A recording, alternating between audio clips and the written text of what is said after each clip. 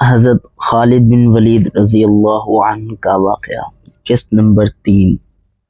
آپ نے اسے کیا کہا ہے؟ خالد نے پوچھا۔ پہلے تو ہم چپ ہو گئے، پھر ہم سب ہنس پڑے۔ الولید نے کہا، لیکن محمد کے چچا زاد بھائی علی نے محمد کی نبوت کو قبول کر لیا ہے۔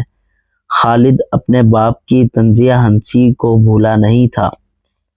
خالد کو 629 سنہ عیسوی کے ایک روز مکہ اور مدینہ کے راستے میں ایک نخلستان میں لیٹے ہوئے وہ وقت یاد آ رہا تھا۔ رسول اللہ صلی اللہ علیہ وسلم جن کی نبوت کو قریش کے سردار قبول نہیں کر رہے تھے، اس نبوت کو لوگ قبول کرتے چلے جا رہے تھے۔ ان میں اکثریت نوجوانوں کی تھی، بعض مفلس لوگوں نے بھی اسلام قبول کر لیا۔ اس سے نبی کریم صلی اللہ علیہ وسلم کے حوصلے میں جان آ گئی اور آپ صلی اللہ علیہ وسلم نے اسلام کی تبلیغ تیز کر دی۔ آپ صلی اللہ علیہ وسلم بت پرستی کے خلاف تھے۔ مسلمان ان 360 بتوں کا مذاق اڑاتے تھے جو کعبہ کے اندر اور باہر رکھے ہوئے تھے۔ طلوع اسلام سے پہلے عرب ایک خدا کو مانتے تھے اور پوجتے۔ ان بتوں کے طلوع اسلام سے پہلے عرب ایک خدا کو نہیں مانتے اور پوجتے، ان بتوں کو پوجا کرتے تھے۔ انہیں وہ دیویاں اور دیوتا کہتے اور انہیں اللہ کے بیٹے اور بیٹیاں مانتے تھے۔ وہ ہر بات میں اللہ کی قسم کھاتے تھے۔ قریش نے دیکھا کہ محمد صلی اللہ علیہ وسلم کے جس دین کا انہوں نے مذاق اڑایا تھا وہ مقبول ہوتا جا رہا تھا، تو انہوں نے آپ صلی اللہ علیہ وسلم کی تبلیغی سرگرمیوں کے خلاف محاذ بنا لیا اور مسلمانوں کا جینا حرام کر دیا۔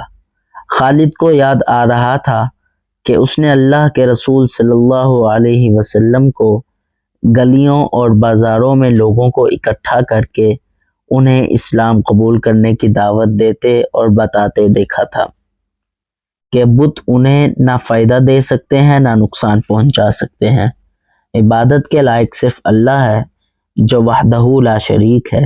رسول خدا صلی اللہ علیہ وسلم کی مخالفت کے قائد قریش کے 4 سردار تھے۔ ایک تو خالد کا باپ الولید تھا، دوسرا نبی کریم صلی اللہ علیہ وسلم کا اپنا چچا ابو لہب تھا، تیسرا ابو سفیان اور چوتھا ابو الحکم تھا جو خالد کا چچا زاد بھائی تھا۔ مسلمانوں پر سب سے زیادہ ظلم و تشدد اسی شخص نے کیا تھا۔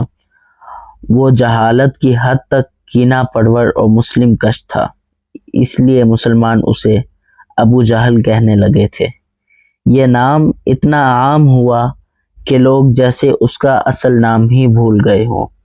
تاریخ نے بھی اسے پستہ قد، بھینگے اور لوہے کی طرح مضبوط آدمی کو ابو جہل کے نام سے ہی یاد رکھا ہے۔ خالد کو یہ یادیں پریشان کرنے لگیں، شاید شرمسار بھی۔ قریش کے لوگوں نے رسول خدا صلی اللہ علیہ وسلم کے گھر میں کئی بار غلاظت پھینکی تھی۔ جہاں کوئی مسلمان اسلام کی تبلیغ کر رہا ہوتا وہاں قریش کے 4 آدمی جا پہنچتے اور ہلڑ مچا دیتے۔ بد اخلاق اور دھتکارے ہوئے آدمیوں کو رسول خدا صلی اللہ علیہ وسلم کو پریشان کرتے رہنے کے کام پر لگا دیا گیا تھا۔